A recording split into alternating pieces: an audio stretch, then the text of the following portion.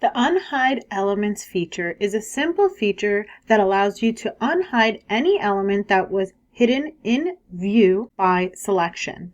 So this means that if you've selected any element within your model, whether that be a model element, an annotation element, and you do a right click and you go to hide in view elements, the Unhide Elements feature, which is located within the Find and Select group in Naviate Accelerate, is a one button click. There's no user interface, no dialogue. You simply select it and it will unhide any elements. I have a bunch of elements that were hidden here, some tags that were hidden over here, and a wall that was hidden over here. This will simply, like I said, with one click, unhide all of those elements, and those elements will be selected.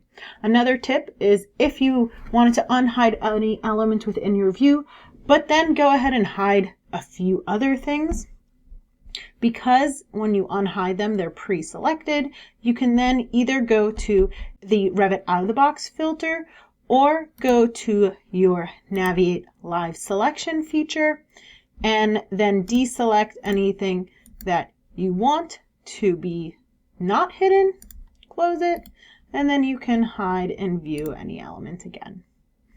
And then unhide to view them again. And that is the Unhide Elements feature.